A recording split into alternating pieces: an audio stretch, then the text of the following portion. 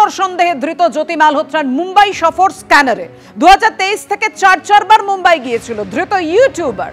সূত্রের যে খবর পাওয়া যাচ্ছে 2024-এ 3 বার, 2023 সালে একবার মুম্বাই গিয়েছিল জ্যোতি। প্রতিবারই বাণিজ্য নগরীর বিভিন্ন এলাকার ছবি এবং ভিডিও তোলে জ্যোতি।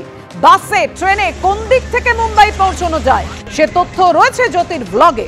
2023 সালে গণপতি উৎসবের সময় মানুষের তুমুল ভিড়ের ছবি দেখা গিয়েছে। জ্যোতির ফোনে পুরো এলাকার একটি ভিডিও রেকর্ড করেছিল হরিয়ানার ট্রাভেল ব্লগার। তদন্তে এও জানা গেছে যে জ্যোতি তার ইলেকট্রনিক ডিভাইস থেকে অনেক ভিডিও ছবি মুছে ফেলেছিলেন। একটি বিশেষ কৌশল ব্যবহার করে সমস্ত ডিলিট করা ছবি ভিডিও উদ্ধার করা হয়েছে। আর এই সব ভিডিও ছবি কাদের কাছে পৌঁছেছে সেই প্রশ্নেরই উত্তর খুঁজছেন তদন্তকারীরা।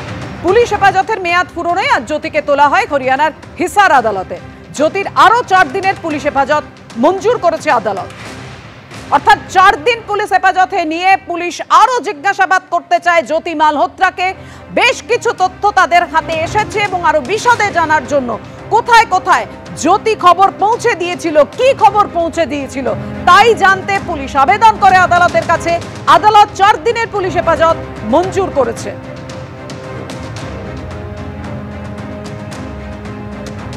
সোপিয়ান, পুলওয়ামার পর এবার জম্মুর কিস্তোয়ারে সকাল থেকেই সেনা জঙ্গি এনকাউন্টার যেমন চলছে, অন্যদিকে জ্যোতি মালহোত্রা যিনি কিনা নানান জায়গায় ঘুরে ঘুরে লক করেছিলেন, মুম্বাই সফর রয়েছে। এবার তদন্ত আধিকারিকদের স্ক্যানারে 2023 থেকে চারবার মুম্বাই গিয়েছিল ধৃত ইউটিউবার।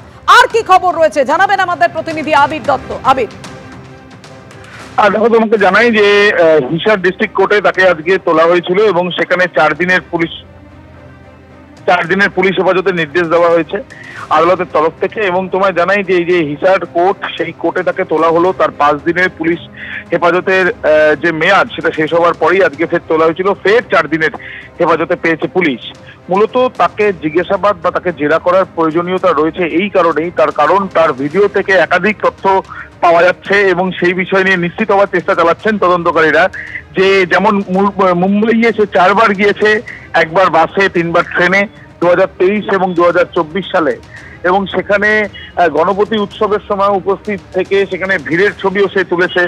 বিভিন্ন জায়গায় এই যে ছবিগুলো সেগুলো শুধুমাত্র কি ট্রাভেল ব্লক করার জন্যই নাকি এই ছবিগুলো পাকিস্তানের ISI এর হাতে সে তুলে দিয়েছে সেটা নিশ্চিত হওয়ার চেষ্টা চালাচ্ছেন তদন্তকারীরা। এবং তার সঙ্গে সঙ্গে এটাও একটা বিষয় যে তার মোবাইলে বেশ কিছু ছবি যেগুলো ডিলিট করা হয়েছিল, যেগুলো পুনরুদ্ধার করা হয়েছে পুলিশের তরফ থেকে, এবং সেগুলো বেশ কিছু সন্দেহভাজন এমনটাই মনে করা হচ্ছে। এবং সেই জন্যই তাকে আরো বেশি জিজ্ঞাসাবাদের প্রয়োজনীয়তা রয়েছে। সেই জন্য আমরা দেখলাম যে প্রথমে 5 দিন এবং তাকে জেরা করে আরো বেশ কয়েকজনকে আটক করেও জিজ্ঞাসাবাদ করা হয়েছে এবং তার সঙ্গে সঙ্গে গ্রেপ্তারও করা হয়েছে।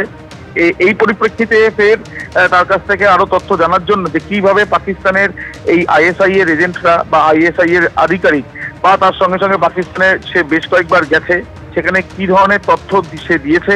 তার কারণ একটা বিষয় নিশ্চিত হয়েছে যে গুপ্তচর হিসেবে সন্দেহে তাকে যে প্রথমে ধরা হয়, পরবর্তীকালে গ্রেপ্তার করা হয়, তার বক্তব্যে অসঙ্গতিও মেলে এবং তার কাছ থেকে পাওয়া যে ছবি, সেই ছবি থেকে নিশ্চিত হওয়া যাচ্ছিল যে পাকিস্তানকে সরাসরি সে সাহায্য করেছে।